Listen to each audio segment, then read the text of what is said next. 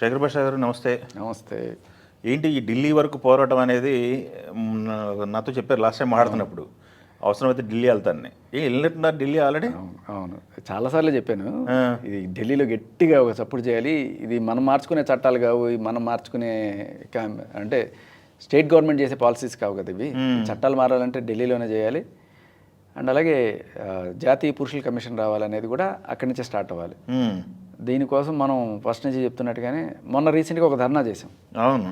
So అయితే దాంట్లో కొంతమంది బాధితులు వాళ్ళకి సపోర్ట్గా నేను వెళ్ళాను, కానీ వెళ్ళినప్పుడు కూడా మా డిస్కషన్ అదే.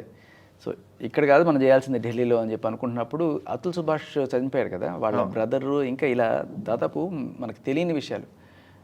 అతుల్ సుభాష్ చాలా హైలైట్ అయ్యాడు, ఎందుకంటే తను మొత్తం డాక్యుమెంట్ చేసి ప్రతి పాయింట్ చేసి పెద్ద సూసైడ్ నోట్ రాసేంత చేశాడు. కానీ చాలామంది అలా చేయట్లా. అలా అతను నిజంగా ఒక స్పార్క్ వెలిగించాడు, ఆయన ప్రాణం పోయినా కూడా. అతుల్ సుభాష్ అంటే బెంగళూరు ఇష్యూ కదా? ఎస్. ఉత్తరప్రదేశ్లో వాళ్ళ ఆవిడ 898 జస్టిస్ డిలేడ్, ఇదంతా మనం ఆయన గురించి అంత మాట్లాడాం కదా. మన తెలంగాణ రాష్ట్రంలో ఒక సైంటిస్ట్ చనిపోయాడు రీసెంట్గా. ఫార్మా సైంటిస్ట్ పాపం. అయ్యో. ఏంటి వాళ్ళ ఆవిడకి ఇంకేదో విభేదాలు, వాళ్ళ ఆవిడ కూతురు తీసుకొని వెళ్ళిపోయిన తర్వాత 5 ఏళ్ల పాప వెళ్ళి పుట్టినరోజు నాడు ఏదో గిఫ్ట్ ఇద్దామని చెప్పి వెళ్ళి అట్ట చూడడానికి. కనీసం పాప ముఖాన్ని కూడా చూడనివ్వకుండా నిర్దాక్షిణ్యంగా తోసి అవతల పడేసి మళ్ళీ పాపని కిడ్నాప్ చేయడానికి వచ్చాను కేసు పెట్టాడు. ఆయన తర్వాత ఏం చేసేది లేక వెళ్ళిపోయి కూతురు కూడా చూసుకోలేని జీవితం అని చెప్పి విషయం దాకా చచ్చిపోయాడు.